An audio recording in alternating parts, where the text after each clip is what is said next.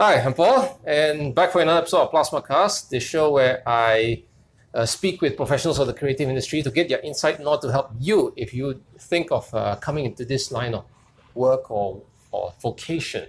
So today I have Mr. Ismed Chayadie, an associate architect of over 13 years of experience. Yeah.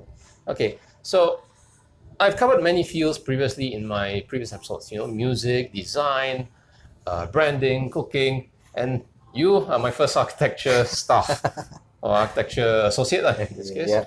Okay, so many episodes of Plusma-cast, we start from the very beginning of your experience, as in, when was your earliest idea to say I want to be an architect, or when was your earliest? Okay.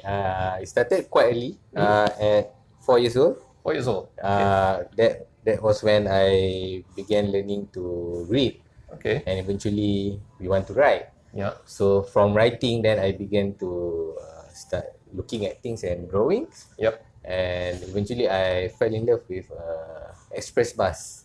An express bus. Express bus. So I just love looking at the bus design, how the window, how the door, everything.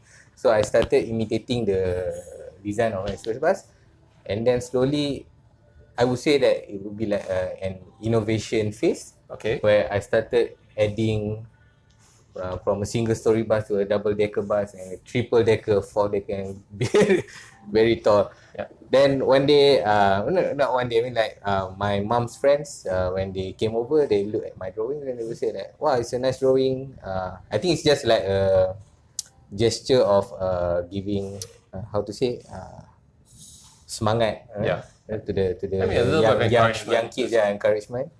So this guy, I think when he's grown up, will be an architect. So from that moment, I think it's like embedded in my mind that, okay, I'll be an architect when I grow up. So when I enrolled in my boarding school, Yeah. my late principal, Mhm. so he instilled this like he asked all the students to take any cutout from a paper, newspaper, what's your ambition is. Okay. So I started flipping the paper, looking for anything that's related to architecture. It's quite hard to find, but somehow I found an advertisement from a university in Australia. I don't know, probably your university, but I couldn't remember at that time. It mentioned the course of architecture, so I just cut it out and put it at the corner of my table. Mhm. So for 1 year, I've been looking at that thing. So I think it's like make it stronger in my mind Okay. that later I will be an architect. So eventually, after I finish my SPM, I Right. know where I want to go. I kind of known at that time that UTM is the best local universities. Unfortunately, at my time, at that year, 97, 98, the economy was not good. So Right. many scholarships to overseas was not We're granted. close that, right? Yeah, close. So the only options I have is look at the local university. So I know UTM is one of the best architecture schools in Malaysia. So I applied for that. Okay. So what you just said is that from a very young age that, okay, maybe as a child, just experimental drawing. Yeah. And as you say, innovation, hey, can a bus go 3 4 stories? Yeah. But then you had this late reinforcement of your school principal, right? Yeah. And he says, okay, probably encouraging students to say, hey, what do you want to do? What in future? And he literally asked you to take a cutout, Yeah. and and put it in front of you as your vision. Yeah. Wow. I think there's like I learned a few years back. There's like this vision map Yeah. kind of thing where you print out what your dream is and put it in front of you and look at it every day. Then eventually that will be your reality. Yeah. So here I am now, an architect.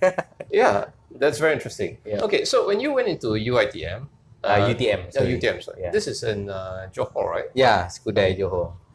UTM Johor. Yeah. So how was it like in that setting? Okay. To be frank, it was like fun days. Okay. I think I can say that like 70% playtime, 30% work. Please don't follow this. But it is like a very good environment where everybody is in a creative mindset, where we work together, because we kind of make the studio in the faculty is like our second home. Actually, that's our first home. Our second home is our rental house. Yeah. So over there, that we get to learn from each other. We get to refer to our seniors, and sometimes the lecturer do come at night just to give extra support to the students. I think that's quite a good environment. Yeah, I had similar experiences because I studied architecture. Yeah. And yeah, I mean, okay, the referring to seniors part and mingling with them was a bit less, but as you say, the studio is the first home. Yeah. We sleep there, we bath there, everything we do over there. Yeah, because just to get things done. Yeah. Just to get things done. So the thing is that I learned from eventually after I started working that what we did during our student days is not a very healthy or a good habit as to be as a professional. Okay. Because like I said, I played like 70% of the time, then 30% we push it and squeeze it to do our work. Right. That tends to be like a very last minute work, and it affects our quality of work. Sure. Which is when after I started working that I can complete the task much even better but at a very efficient or controlled timing, so we can achieve the deadline better. And I think that I mean the student time, I think we learn the hard way, or perhaps the lecturer already advises that please don't last minute work, but we just don't listen. Okay, so you say that kind of like the last minute, the last minute to assignments mode sort of prepare you in a way for even professional to say very how to in a way is how to do a lot of work in a little time as possible. Yes. But you also highlight that it's not the healthiest way to operate from student. Yep. Okay. So I guess the thing I want to ask is that is there a way, transitioning from the university into professional might not be difficult, okay, in terms of getting tasks done. But at the same time, my personal experience is that transitioning from a highly creative environment into a highly, you could say, structured environment or very professional environment is maybe difficult, because what we learn in design is design flair. What we learn in university is for design flair, but professional might not put that as a high priority. Okay. That's quite correct. But I think that depends on the expectation, how you set your expectation when you first step your foot in the working environment. Right. So me myself, I'm not that a good designer during my student days. My work could be say like not to say mediocre, but not that great. So I don't have this high expectation of me going out and able to do what I have done in my student days. Right. So I set my expectation lower. I know that I have to go outside and I have to learn how the industry outside operates. So how do I pick my first company is that of course at that time we don't have all the job street. No, we don't. So I look at newspaper. So I found this company, which I once heard that my senior has been to and work over there. So I know my senior is not to say that he's quite good. So I think he's could be my like, how to say, my mentor. Right. When I go outside. So I applied for the company. They called me for interview, but as expected, the principals of the directors of the company was not impressed. Were not impressed with my portfolio. Right. My works just a student works. It doesn't match with their. They were award-winning firm. Right. Okay. So somehow, but my senior dropped inside the meeting room. He said to them that he knows me, he knows my work attitude, things like that, and try to give me a chance. Right. So after about a week, I was called for a second interview. Okay. To see how my enthusiasm was it still there. So yes, and I also said that what I want to gain from the company actually is I want to learn their detailing. They are very well known for their little details. Right. So I think you also quite know that architecture can be like from the very big of master plan from 1,000 acres to the little things of like the furniture and how we set up the door. So at that time, I narrowed down my focus. What I want to gain is at the little things. I want to know how things work, how things get assembled, how things get different things, materials get being assembled together, getting built together. So I think that's why they picked me and I become a like junior architect at that firm. Yep. I mean, that's in a matter of curiosity, enthusiasm to say, hey, maybe just give me a chance, and you got through. Yeah. My question is that, how you said that you set your expectation a bit low. Yeah. Okay. But is that a mode to get to say that, hey, I just want to get started? Yeah, I think there are students that who are a scorer in the university days, but somehow when they came out, they not to say failed, but they I mean the expectations is not up to how it turns out is not up to their expectations. Okay. Yeah, so they be quite disappointed and they started to like rebel or probably just didn't perform. And eventually they had to be part of the industry. So there are instances that they just like end up being in another profession. So to me that it's not just to set the expectation low, but more towards like realistic expectation, because we just gotten out from the university. I mean, there's still a whole wide world of industry out there that we need to learn. So it's a matter of that which one you want to learn first, not just the whole thing at one time. That makes me wonder when I was a student, that why is it called architecture practice? Why isn't it called like a work or I wonder the word practice. So now after 13 years, I know that I'm still practicing. I'm still like developing our skills, honing our knowledge, everything. So I think it just suits well. It's called architecture practice. Okay. So it's always the work is always to improve your craft practice. Yeah. Okay. Yeah. Okay. One of the things I am sort of like very curious to ask is that you got in and you say, okay, I want to learn detailing. Yeah. Now, architecture, the body of knowledge to be a professional architect is so huge. Yes. Okay. You have to understand applications, you have to understand drawings and documentation and legal and all that. So how did you perhaps sort of like structure what you learned? Okay. Or was there a structure, or was there a format, or was it just I just took everything in? Yeah, mine initially it was like that. I just took everything that the bosses throw at me. Okay. So I've done drawings. I know how to draw. That we've been to meetings. I think we run contracts. We meet clients. We do like PR things. How to build good relationship with the clients, everything. And then after that, you will start realize that there's certain niche that you are good at, and you slowly go towards that. So like me, in the past few years, my focus is more on design. Okay. So I'm not like a project architect who runs project or doing contract things or go on site. So mine is more like when the first brief coming in, so I start figuring out take out the data, everything, process everything, try to get what the client needs, what the client wants, what the directions would be, and eventually producing a design of either it's a building or a master plan of a township.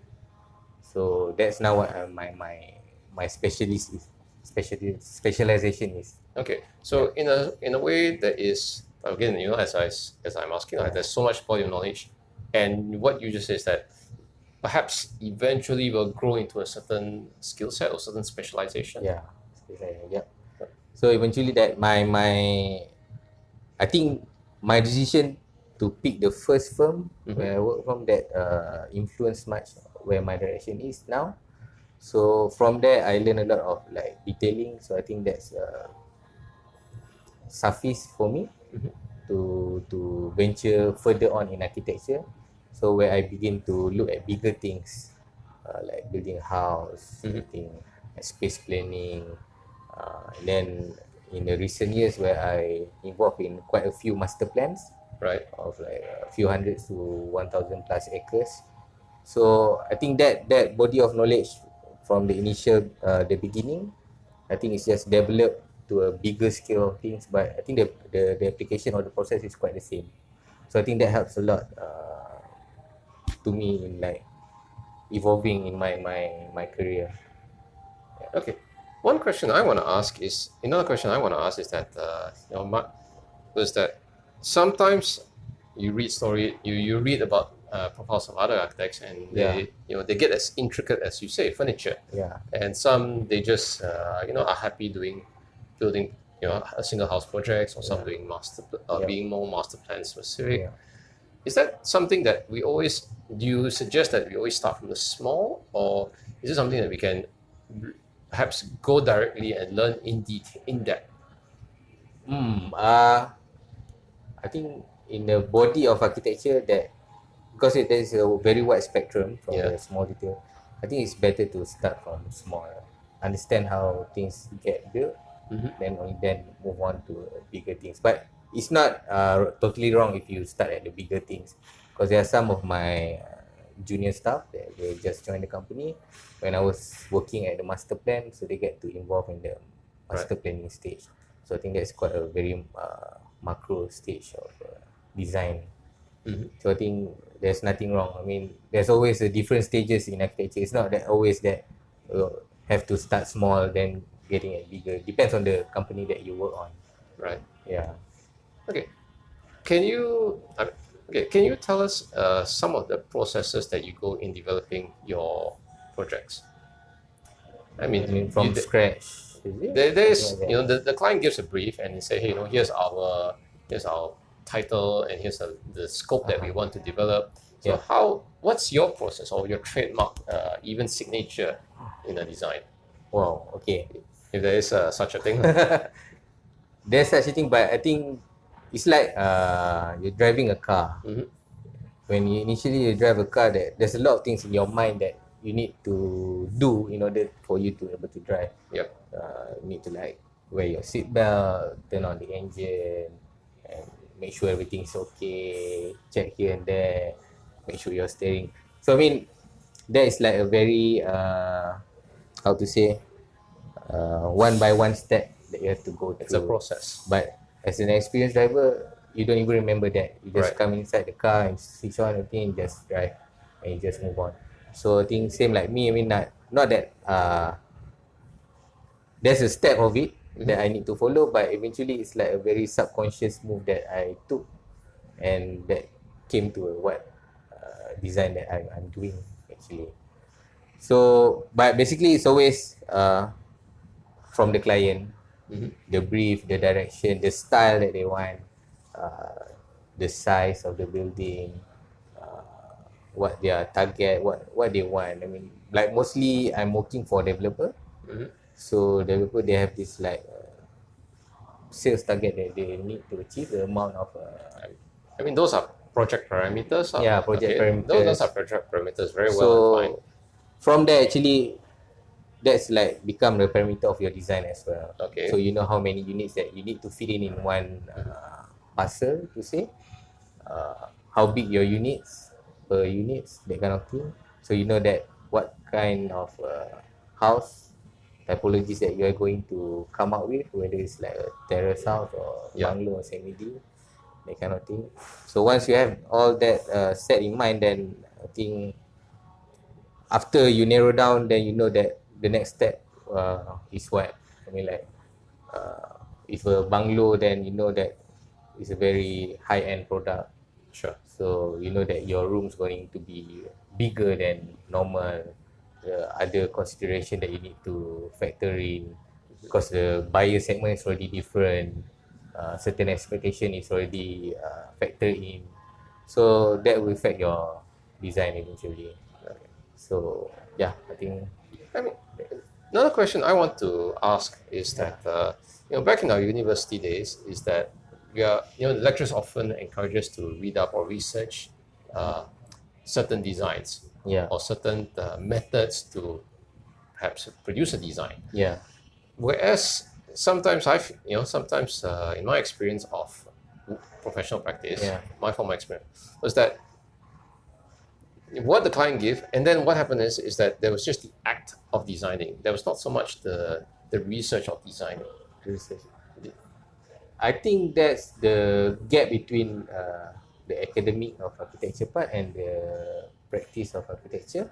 Okay. Because it's a lot of tone down from what we've done in our student days. All right. Because our student days, I think we factor out the economic part of it, the feasibility, or we just know that it can work, it looks good, then that's good enough, and Right. and for the theory, everything. So in reality, that there's always the money factor Sure. that comes in. So I think that's quite dictates how the design turns out, and it depends on the segment or the sector that involve the client. I mean, like my client is on the private sector, Sure. the private developer, so profit is always the priority. Whereas if you work with for the government, you're doing a public building, I don't think there's a lot of profit factor that's a concern. I think there's a budget that you still need to meet, but I think you are quite there's a more freedom when you are building designing for public buildings or other buildings that's not from a private developer kind of. Yeah. Very interesting. Okay, so not just the design opportunity, there's a difference between these two. Right? Another thing I want to ask is how to say, navigating regulations and even the authorities. Yeah. Okay, that's one of the soft factors that we don't get very much exposure in university or education. Yes. So, and it's a very on the job type of learning. Yep. Even few of my colleagues at my level, senior level, we are still learning because different states have a different authorities and they have different sets of rules that we need to know. So, but if we are like us, we are based in Klang Valley, so we are quite familiar with the local authorities around us, DBKL, MBPJ, MBSA, MPS. So pretty much we share information among us that how to navigate through this all these different authorities, and we have like other things to consider as well, like bomber. That's relating to the fire department, fire safety, fire evacuation kind of thing. And we have all other engineering departments, planning departments, the landscape departments. Sure. Depends on the location of the site as well. If it's near the airport, we have the civil aviation authority. Yeah. So yeah, eventually when you got the site, then you got to list down all the authorities that you're going to be involved with. Yeah. But it's you could say a very consuming process. Yeah, it's very consuming because we need to like do a pre-consultation with them first before we come up with any design. Just set an appointment with them, ask them that what we are trying to do, what are the parameters that we need to comply. Right. Yeah. Only then we proceed with the designing. Yeah. Okay. So after many years of practice. Yeah. Okay. If you don't mind, I also want to ask a few things in terms of perhaps the bigger body of architecture institution. Yeah. Okay. One of the things I want to ask is that there is a lot of man hours into producing a project. Yeah. That's fine because architecture is a complicated project and process. But I also put the question that there is the thing about, you could say technology or the economics of running an office. Oh. So Okay, I that's want. interesting. So on the one hand, I'm asking that technology keeps moving up, and especially there's new tools for architects to produce their documentation or Yes. to come up with a project. Yep. But yet there's also the other hand that instead what in my personal experience is a lot of you could say inexperience for change or unreadiness for change. Okay. I think we are living in the days of technology advancement that's quite advanced. Right. Every day there's always new technology coming up, and I think the kind of famous word now is a disruption. Every industry is now being disrupted. Yeah. Taxi, hoteling, finance, fintech kind of thing. So I read once that even lawyer also have a Yeah. startup to produce all the contracts. Even in medical also we have this Dr. Yep. Watson kind of thing that can diagnose your sickness. And eventually that architecture also is eventually will be exposed to such disruption of technology. We can see now that there's a lot of software out there that can eventually, I think the software initially was designed is to ease the design process of the architects, but somehow it evolves that it becomes more, I mean, like easy to use by anyone. Okay. So I could say that even school leavers also can start using a software and start producing building form meshing, Right. exploring the forms. And I think once they get to grasp the idea of space planning, I think in no time they can claim themselves to be an architect. I've seen people advertise themselves in Facebook that they can like design a house and build. Even though I think we can question their credentials.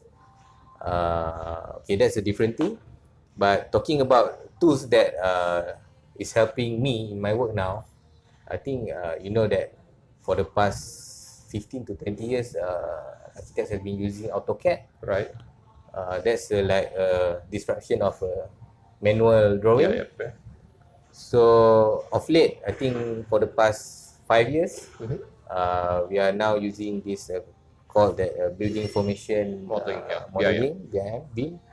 There are few softwares, Revit. My office now is championing Revit. Okay. Okay.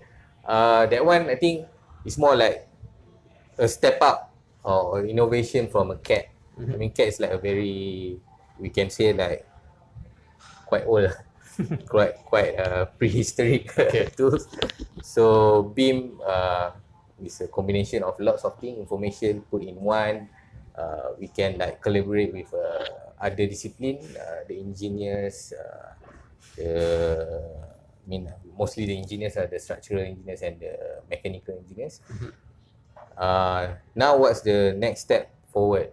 That's called like, I think it's called a parameter software, where you put in the parameter and You mean procedural software? because I just learned this the other day.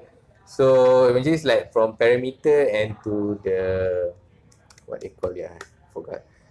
Eventually that is like something that you just put in the figures, Okay. and it will come up with many variations of designs. Is it AI driven? It's yeah, something like AI driven. Okay. Like it's a step up from the parametric. But parametric is still quite rigid. Still limited options. But when with this generative design. Right. Generative design. I just it's hard for me to recall it.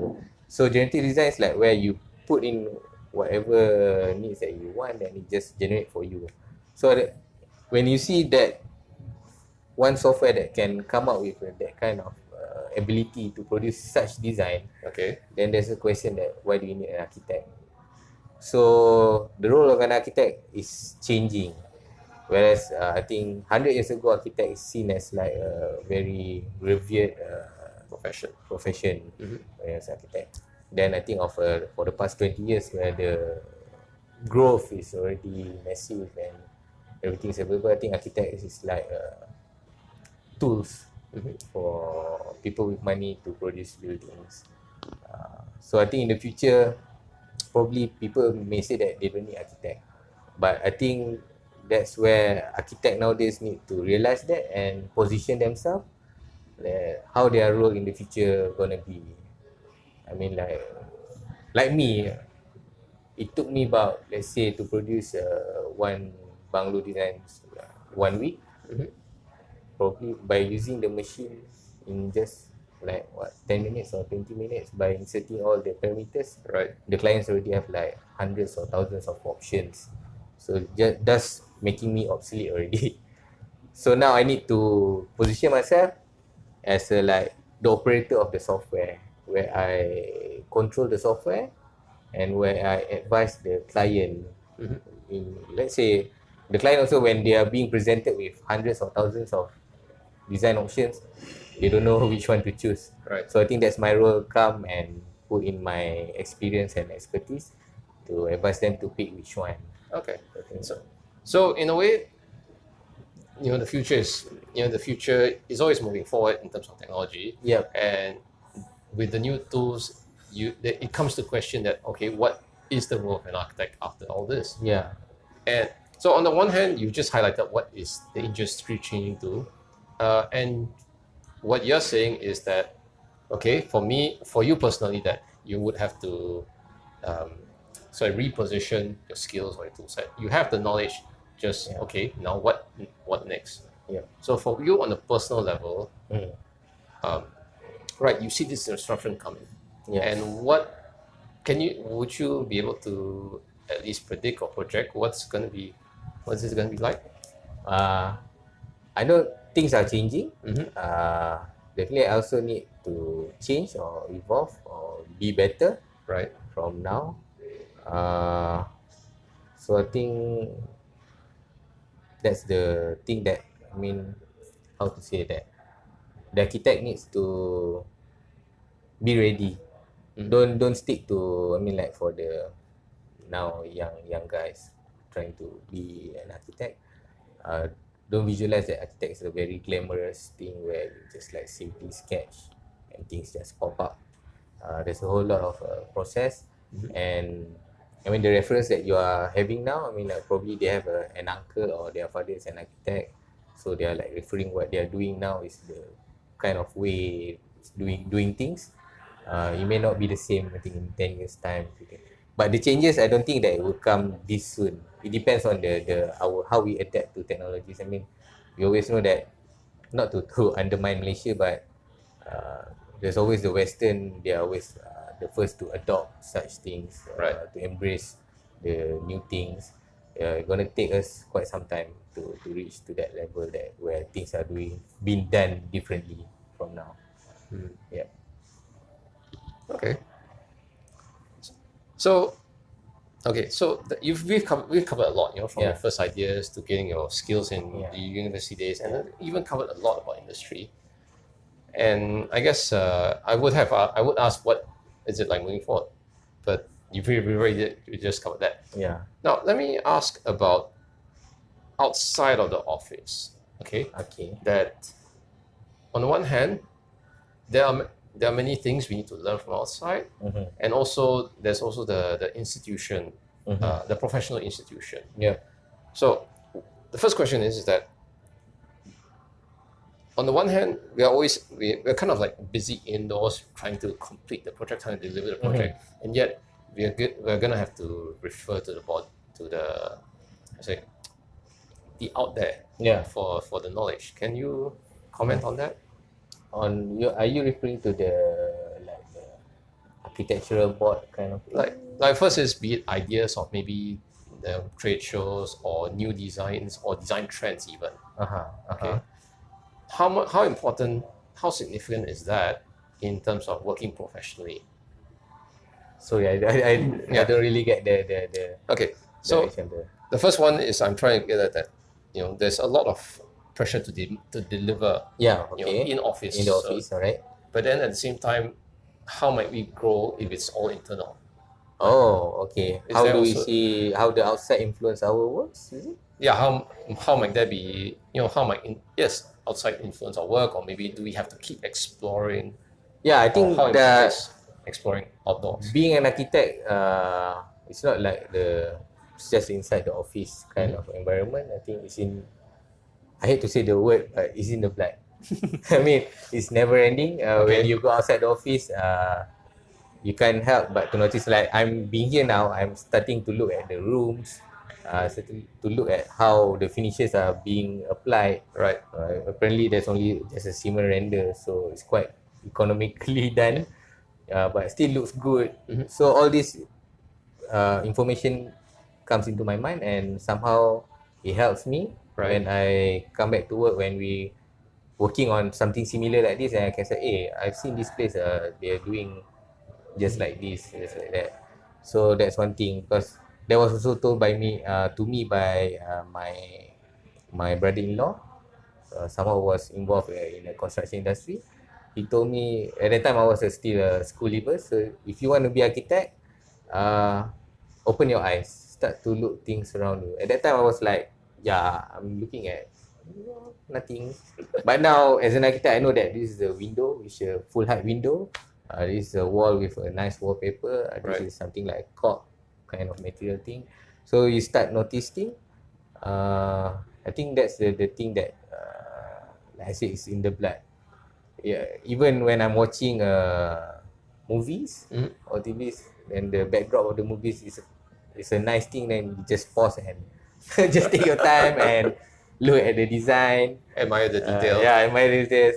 But there's an extent to it. I mean, just don't all the time with your friends and talk about architecture. I think that's not healthy. Okay, and the other one is the professional institution. The profession. Okay, Yeah. so on the one hand is that all architects probably have to respond to them for new information, new insights, but also I want to bring the question of the leadership of such a board, the professional Board. body. Professional body. Is it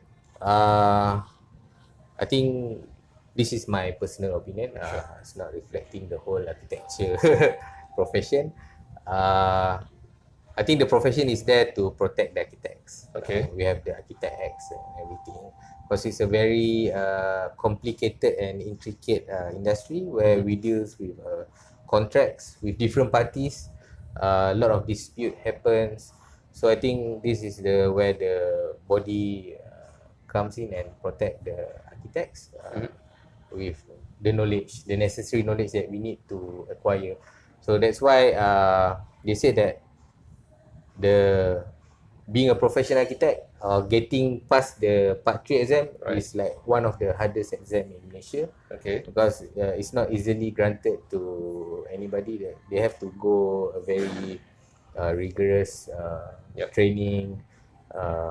The body knowledge, they have to be very well versed. It's not just like you can refer to the book. It has to be in your mind, because you are the professional. People pay you for the service that you offer, and it has to be the service that you offer is extensive. It's just not producing good design. It's about how you run the contracts very well, how you to deliver on time, how to settle the disputes between parties involved. Because we also like normally become the supervising officer. So I think we take the role of a leader in a project. So I think that's where the professional body comes in, quite important in protecting and delivering a good environment for the architects to work in a professional manner. Right. Yeah, I see. Yeah. Okay. One more question. I just had in my mind. Yeah. Oh yes, that's it. You've been part of some projects which have been award winning. Oh, yeah. So would you mind relating some experience about that? Okay. Firstly, it's not like a one-man show. It's not just purely my Not solo really. effort and make it a one award. Okay. I think it's a collective effort from the whole project team, which involves the developer as well. Because we work together, there's a lot of meetings here and there, design revision, their vision, our vision coming together, aligning together. So talking about it, the first one of the award is that from my first firm. Actually, the award is granted to the firm, Right. but I was part of the team that got involved quite heavily in that project. So it was 4 identical villas in Johor Right. for a client. They want to build it for their children, each of it. So it's a quite nice design. It was designed by my directors, but as I mentioned earlier, that I wanted to involve in detailing in how to build the villas. How do I connect the columns and the beams? How Right. do I install the floors? How do I install the roofs? So I got to do that because I'm the one who drew the whole building. I mean, I had to help document the Yeah, so I know each corner of the buildings. I know how it's being built, how it's being specified, the materials, everything. So somehow when the building got completed, turned out very nice. You can, I think, Google leisure farm villas Okay. and look at where the roof is all like identical like that. So it's quite nice. So it won an award for World Architecture News. Okay. I think in 2009. Yeah, way back then. So for the category of single residential building. Sure. So I think it's quite nice that to have your work being recognized internationally or getting involved in such a work. So that was one of it. Then the second one that won the award is the master plan. Right. So it's in Cyberjaya, Setia Eco Glades. So for the developer is SP Setia. The client wanted to have a township consists of several islands. So there was a nearby lake, but the existing site doesn't have that water body around it. So Okay. we have to like carve it out and pull the water from the existing lakes into our development. It's quite challenging. I mean, in terms of because of the not of the earth terrain, the land terrain. It's not about that, but it's more on the planning side. Because the site is not that big, but we want to make about 8 islands. So one island consists of like around 50 to 60 Units. units of luxury houses. And how to, I mean, when doing a master planning, there's the always challenging thing is how to make the traffic dispersion nicely and to fit in with your concept. Like the islands, I mean, how to access each islands, how to make the experience like it's not so boring. I mean, initially when in my younger days, I look at the township around me, it's like a straight roads with a junction. So now I'm started making it meandering, Right. Curve here, curve there, and we have to factor in the security factor because the township, even though each parcel is gated and guarded, but the main road is accessible to outsiders to come in, to go through. So how do we address that? So it's quite challenging. Actually, when we have a meeting with the developers, they raise a few concerns on some matters, especially on the water body part actually, because it's quite tricky to, I mean, create an artificial water body. Yep. But somehow they managed to pull it through. And if you visit the site now, it turned out quite nice. It's like a place where you wish where your home is. Right. Actually, yeah. Okay, so in this case, is it a matter of sort of like executing a high standard of good design, or was it something that you're, I mean, is it a matter of executing a high level of quality design, or is it or was the award something that was in the vision of the project that, hey, we are aiming for this award? I don't think the developer they set the vision like that. Yes, they wish to win awards, but I think in their company's how to say the company's vision to say is to produce a good quality living, where I think for each development they begin to push to do better than the previous one. So I think from that it becomes like the standard is being pushed one level each a bit by bit for each development. So I think that's where it entitles to begin to win awards for it, because somehow it just match the criteria of the award winning development inside it. Yeah. Okay. No, it's all been very interesting. Yeah. Okay. So here's the part where I want to get into, where it's my normal and typical for this show, the three pieces of advice that I hope you can share for whoever, the aspiring architects. Okay. So for the first one is, for those who are considering architecture as a future profession, for you started at 4 years old, so I guess at any age when they're thinking about it, what advice might you have for them? First, you need to have a passion. You don't think it as a profession where you make money. I think that's where some of the guys mistook it last time. They think that architects are rich, which are not. Then, as we've talked before, involve lots of long hours. Be prepared for that. Long hours of work. Be patient. Hard work. Don't get easily discouraged, because it's partly art, is partly science kind of a field, where the artistic part is very subjective. So you think that it's nice, but for other people it's nothing. So just I think be strong in what you believe in. So that is kind of like bleeding into the second question, which is for those who are out to to gain their skills. So in this case is that most of the time it has to be through a university program. So what advice might you have for them in terms of maybe finding out where to go, or finding out how to learn, or finding out what to do? I think in today's world it's not that hard to Google which are the best school of architecture that you can go to. It depends on whether you want to go overseas or locally.